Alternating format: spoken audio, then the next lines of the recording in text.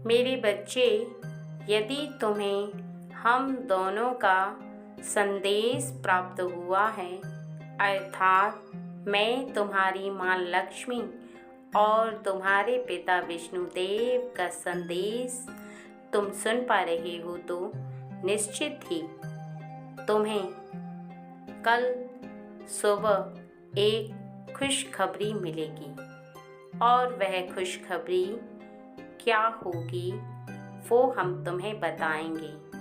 लेकिन यह खुशखबरी तुम्हारे संदेश को पूर्ण रूप से सुनने के पश्चात ही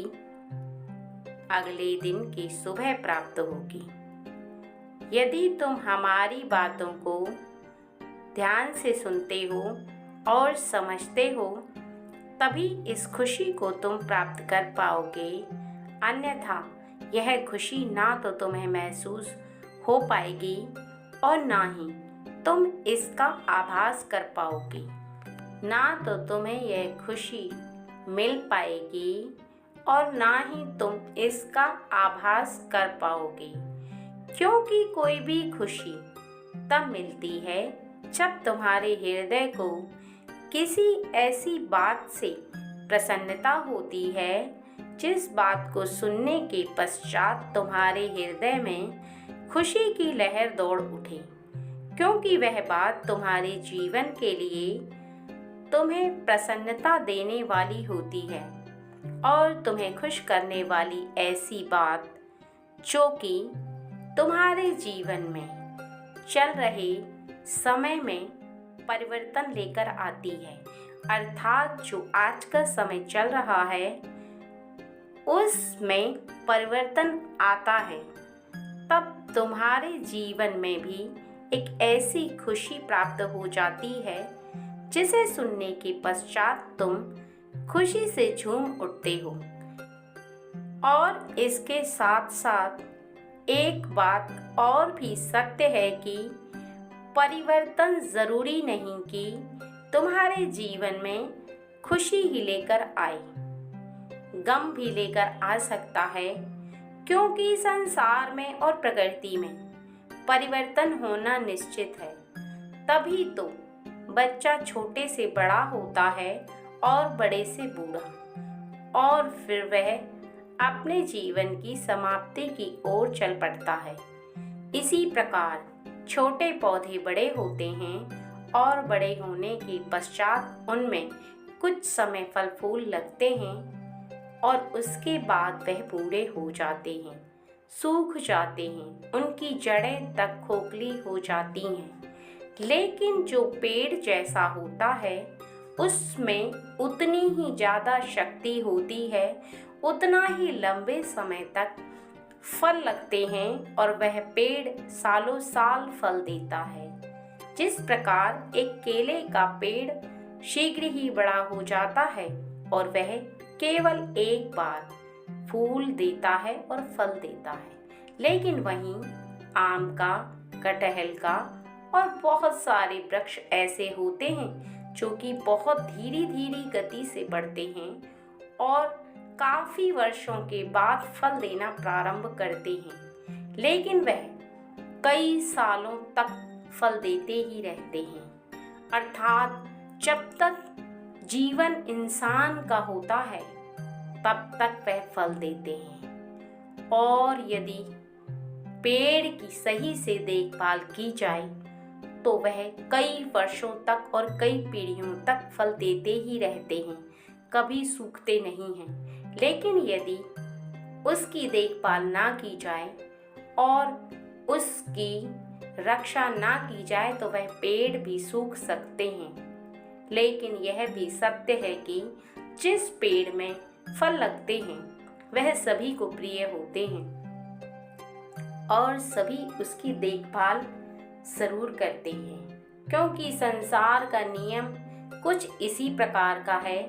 कि जो फल देता है अर्थात जो कुछ देता है वह सबको प्रिय होता है और जो कुछ नहीं देता वह किसी को प्रिय नहीं लगता। इसी प्रकार जीवन में व्यक्ति भी होते हैं। माता पिता बच्चे को बड़ा करते हैं और उससे भी उम्मीद लगाते हैं कि वह हमें कुछ न कुछ देगा। अर्थात जब हम वृद्धावस्था में चले जाएंगे तब वह हमारी देखभाल करेगा और हमारे लिए वह उन सभी कार्यों को करेगा जिससे कि हमें आराम प्राप्त हो और हमारा जीवन खुशहाली में बीतेगा। इसलिए जीवन में कभी भी कोई भी चीज़ में और समय में परिवर्तन आना ज़रूरी है, क्योंकि जीवन चलायमान है, वह चलता रहता है और जो चीज़ चलती है उसमें परिवर्तन आना निश्चित है। लेकिन तुम्हें खुशी कौन सी है जो प्राप्त होने वाली है और कैसे प्राप्त होगी, सबसे मुख्य बात यह है मेरे बच्चे कि एक ऐसी खुशी जो तुम्हारे जीवन में बहुत बड़ा परिवर्तन लेकर आएगी, वो जो तुम्हें प्राप्त होगी उसके लिए तुम्हें कुछ कार्य भी करना होगा, क्योंकि जब तक तुम कोई कार्य नहीं करोगे तब तक तुम उसका फल कैसे प्राप्त करोगे। छोटा कार्य हो या बड़ा, लेकिन कोई ना कोई कार्य ऐसा करना पड़ता है जिस कार्य के द्वारा ही तुम किसी खुशी को या किसी भी परिणाम को हासिल कर सकते हो, अर्थात प्राप्त कर सकते हो।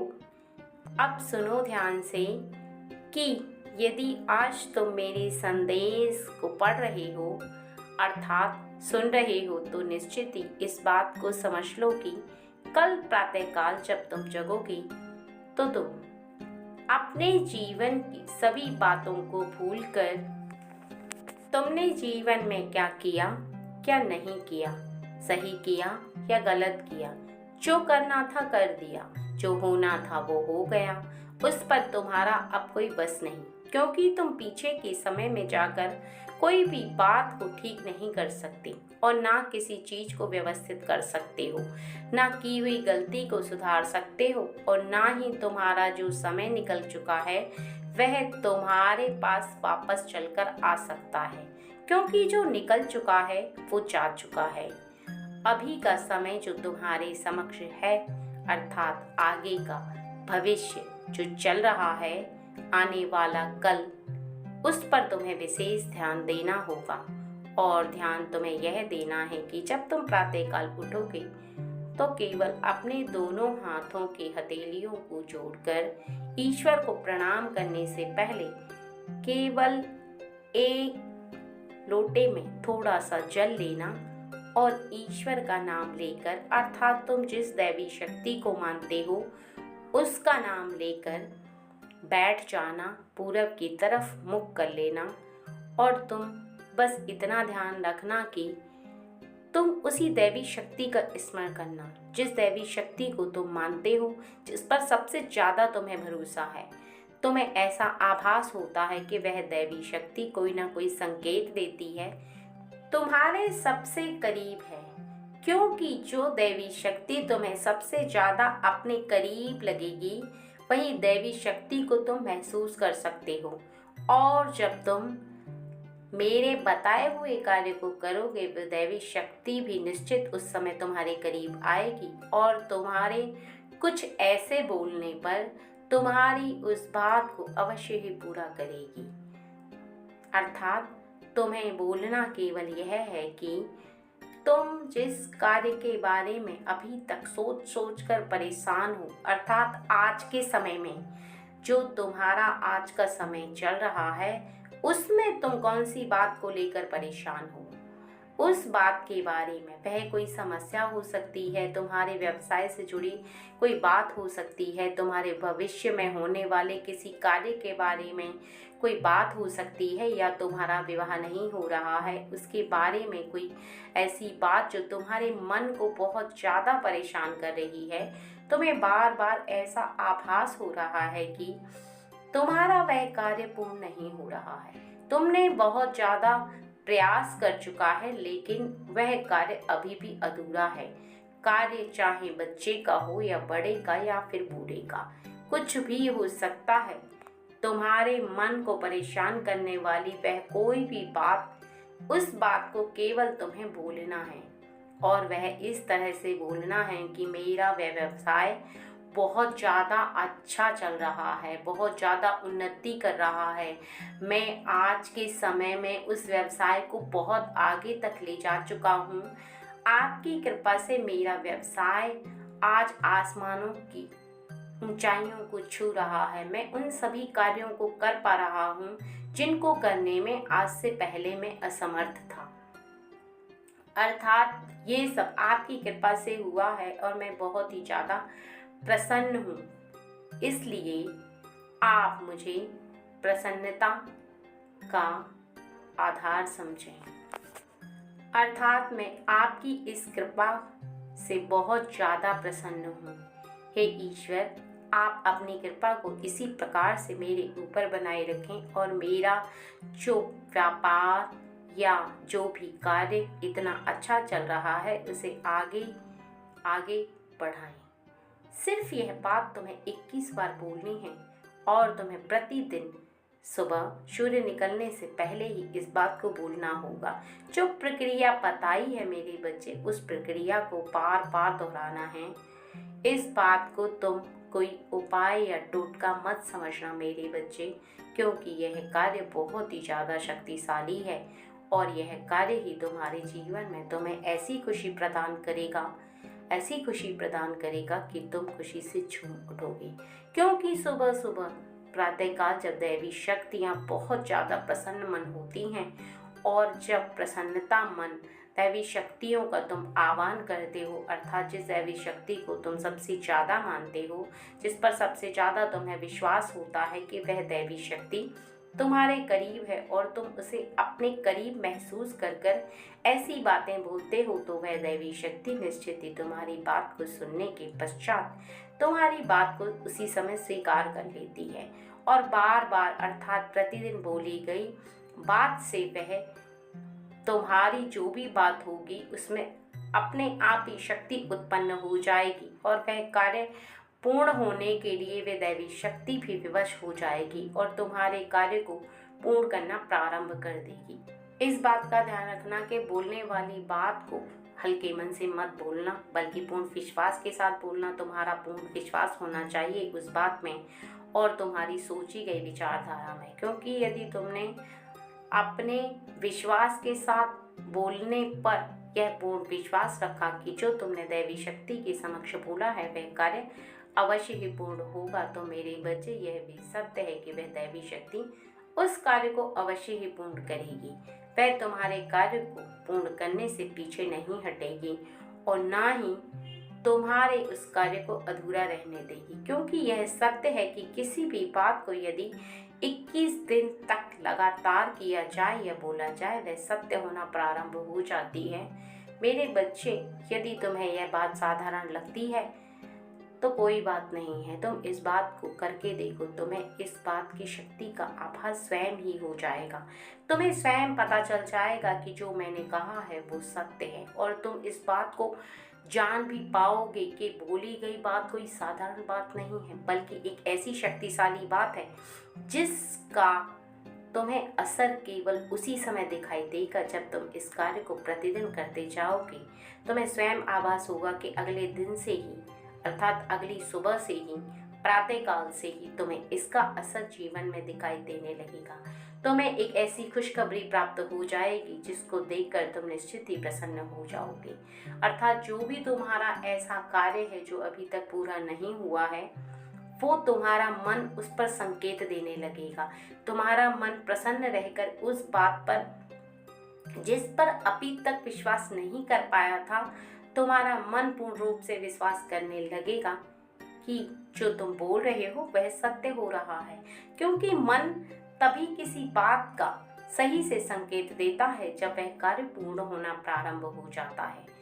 क्योंकि मन के अंदर और हृदय के अंदर जब ईश्वर की शक्ति का उस समय वास होता है तो वह मन उत्तर नहीं देता किसी भी बात का, बल्कि वह दैवी शक्ति उस बात का उत्तर देती है कि तुम जो सोच रहे हो, जिस बात का विश्वास रख रहे हो, जिस बात पे बहुत ज़्यादा प्रसन्न हो रहे हो, वह बात अवश्य ही पूर्ण होगी। और यही विश्वास ही तो उस दैवी शक्ति को तुम्हें मजबूर कर देती है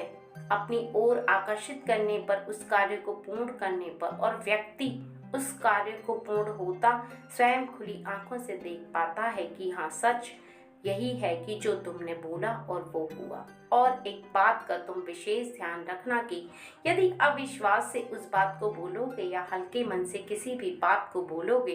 तो तुम उस बात में शक्ति उत्पन्न नहीं कर सकती, अर्थात तुम उस कार्य को पूर्ण नहीं कर सकते जो तुम बोल रहे हो। तुम्हें लगातार 21 दिन तक इस कार्य को एक जैसा करना है और प्रत्येक दिन तुम्हें विश्वास रखना है और उस क्षण अपने मन को पूर्ण रूप से शांत रख कर के ही करना है। तुम स्वयं देखना कि तुम्हारे जीवन में जो भी अधूरा कार्य है, तुम कोई छात्र हो तो तुम पढ़ाई में सबसे आगे चले जाओगे, और यदि तुम कोई ऐसे व्यक्ति हो जिसका अभी तक बहुत बड़ा कार्य अधूरा है तो वह भी पूर्ण होना प्रारंभ हो जाएगा। मेरे बच्चे, मैं तुम्हारी माँ लक्ष्मी तुम्हें बताना चाहती हूँ कि तुम्हारे जीवन में वह कार्य जो कि